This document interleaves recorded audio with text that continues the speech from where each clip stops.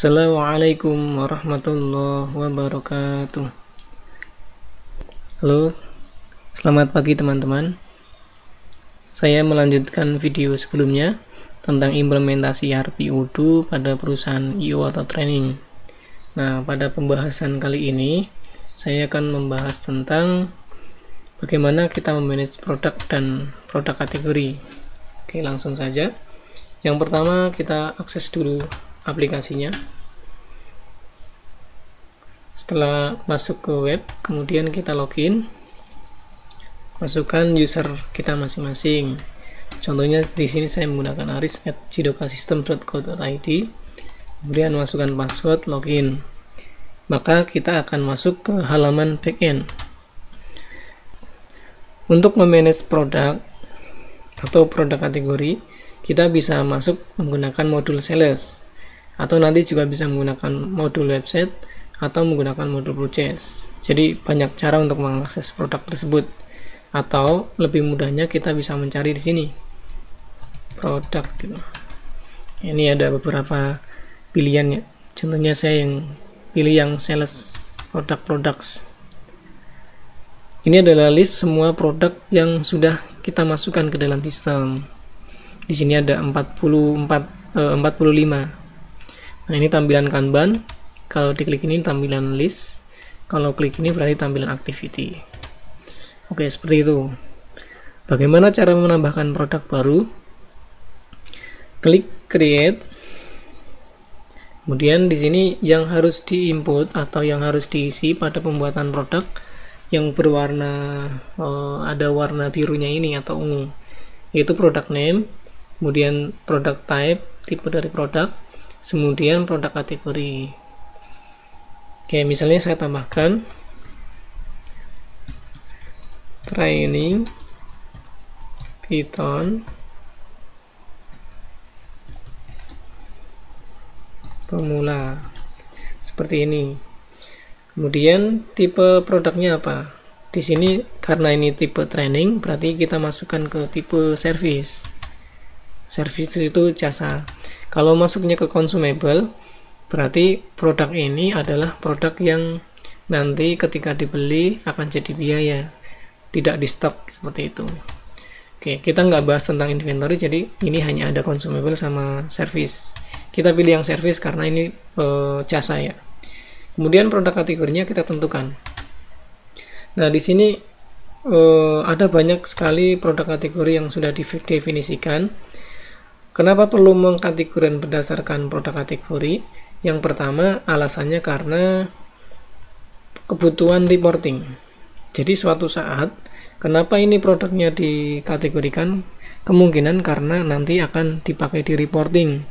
Jadi mungkin manajer kita atau atasan kita akan tanya, berapa penjualan produk dengan kategori ini gitu. Nah, itu pentingnya mengkategorikan produk. Yang kedua adalah untuk keperluan akunting. Jadi nanti pihak akunting akan membedakan akun mana yang akan digunakan saat penjualan produk tersebut terjadi. Oke, kita lihat di sini ya. Misalnya saya pilih produk kategorinya food safety atau sertifikasi PNSP. Nah, ini di sini ada tombol zoom atau external link untuk melihat kategori tersebut. Seperti yang kita lihat di sini, produk kategorinya akan tampil account properties. Nah, ini dalam hal ini kalau kita menggunakan modul invoicing atau accounting, nanti akan tampil seperti ini. Kalau modul tersebut tidak diinstal, nanti tidak akan tampil expense sama income account-nya. Nah, ini maksudnya semua produk kategori food safety atau sertifikasi PNSP ketika terjadi penjualan maka akan masuk ke akun penjualan. Akun penjualan ini nanti bisa diganti. Kalau misalnya kita mau menspesifikkan jika produk tersebut terjual nanti ke akun mana gitu. Begitu juga ternyata kalau misalnya ini untuk perusahaan yang ada produknya ya, nanti akan expense-nya kemana. Kalau produk tersebut dalam bentuk fisik nanti kan ada harga pokok, atau ketika produk tersebut diproduksikan nanti ada harga pokok produksi atau harga pokok pembuatan produknya. Nah, ini kalau service ini diabaikan. Yang penting adalah income account-nya itu kemana. Maksudnya ketika ini terjadi penjualan, semua produk yang kategorinya ini akan masuk ke akun penjualan yang ini, seperti itu. Di sini kita tahu ada 5 produk yang masuk. Nah, ini diskatnya. Jadi itu penjelasannya bagaimana pentingnya tentang produk kategori, karena reporting sama karena mungkin kebutuhan akunting. Yang perlu diisi pada pengisian produk selain nama dan service, produk type, produk kategori, nanti juga kalau ada barcode atau kode ditambahkan di sini. Misalnya kodenya training TR gitu, 000 berapa itu. Kemudian kalau misalnya mau ada barcode-nya ditambahkan TR001 itu. Nah, ini kalau diperlukan. Kalau tidak perlu, nggak usah diisi. Kemudian sell price, berapa harga standar untuk produk ini ketika nanti terjual. Nah, ini sih nanti bisa diisi aja ya, misalnya 500.000. Walaupun mungkin nanti harga ini kita ambil dari event tersebut, jadi ini harga standarnya aja. Nanti kalau harganya berubah di event nggak masalah, silakan diisi. Kemudian customer tax, ada pajak penjualannya enggak. Contohnya di sini ada PPN 10%. Jadi defaultnya untuk penjualan training Python pemula nanti akan ada pajak 10%. Kalau ini enggak ada, silakan dihapus gitu. Cost ini untuk costing produk tersebut. Normalnya kalau service nggak perlu diisi karena kita nggak ngitung HPP di sini. Oke, selanjutnya di tab sales ini ada invoicing policy, bagaimana nanti aturan ketika di invoice. Jadi misalnya ketika jual produk ini training Python pemula, itu invoice boleh diterbitkan saat order terjadi atau saat barangnya, kalau barang ya, atau ketika ya barangnya terkirim gitu. Kalau ini normalnya barang. Nah, untuk jasa silakan pilih yang order quantities. Artinya ketika terjadi order, kita bisa langsung menerbitkan invoice. Reinvoicing policy, ini kalau kita ada kebijakan invoice kembali. Nah, ini kita nggak pakai ya, dilewatin. Kemudian events, it's an event ticket. Nah, ini di checklist kalau ini adalah event, terkait dengan event. Nanti akan bisa dipilih di pemilihan tiket pada settingan event nanti. Oke, seperti itu. Kemudian e-commerce, ini nanti dijual di e-commerce atau enggak. Kalau dijual kategorinya apa, alternatif dan aksesori produknya apa. Nah, ini settingan cross sell ya. Kalau misalnya di setting, nggak usah di setting nggak apa-apa.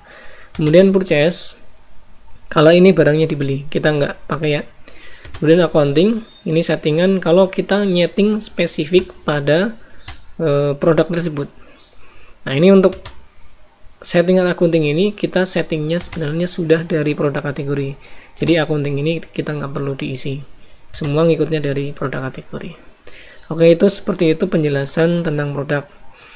Karena ini produknya jasa, berarti kita menitik beratkan pada nama, kemudian tipenya service, produk kategorinya sesuai dengan kategori apa nanti, yang mana per kategori ini nanti akan ada settingan ketika terjual akan income-nya akan ke akun apa. Kemudian sell price, kalau kita mau menstandarkan normalnya harganya berapa, walaupun ini nanti akan berubah ketika di setting di event, nggak apa-apa. Kemudian customer tax, ini kalau kita setting bahwa produk ini defaultnya ada PPN, seperti itu. Internal notes, kalau kita butuh notes khusus di internal. Kemudian di tab sales, dipastikan karena ini jasa, kita setting invoice policy-nya ke order quantities. Seperti itu. Kemudian karena ini event, jangan lupa is an event ticket di checklist. Oke, itu seperti itu settingan di produk. Ini kita bisa simpan. Oke, ngomong-ngomong kategori, tadi saya setting ngasal ya. Berarti kalau mau buat, kita harus membuat dulu produk kategori. Nah, ini nggak ada karena saya tidak menginstal modul inventory, berarti nggak ada. Nah, agar menu tersebut ada caranya kita mengaktifkan developer mode. Masih ingat ya cara mengaktifkan developer mode? Ke setting, kemudian activate developer mode pilih. Nah, maka beberapa menu yang ke hidden akan keluar di sini. Contohnya saya akan mencari produk kategoris ya. Nah, ini list semua produk kategori. Nah, untuk membuat produk kategori baru tinggal create, misalnya training IT seperti itu. Kemudian ya akan masuk ke akun mana, kemudian HPP-nya kemana. Nah, ini saya nggak setting lah, jadi ikut defaultnya aja. Oke, kemudian setelah masuk ke produk kategori, kita setting di produk tersebut yang training Python ya. Saya akan masukkan ke produk kategori training IT, tadi namanya Python. Oke, ini untuk edit tinggal klik edit, kemudian ini diganti, tadi namanya training IT. Oke, seperti itu, simpan. Nah, ini petunjuk atau tutorial. Ini tutorial terkait bagaimana kita memanage produk. Selain kita input manual, nanti kita juga dibolehkan untuk impor data. Prosesnya sama dengan proses ketika kita impor data partner, kurang lebih sama. Kalau mau di-download template-nya, nanti silahkan download template-nya. Oke, seperti itu tentang manage data produk. Jika ada pertanyaan silahkan ditanyakan via komentar atau via forum. Terima kasih. Akan saya lanjutkan di video selanjutnya. Jangan lupa di-share kalau ini bermanfaat. Kurang lebihnya mohon maaf. Wassalamualaikum warahmatullahi wabarakatuh.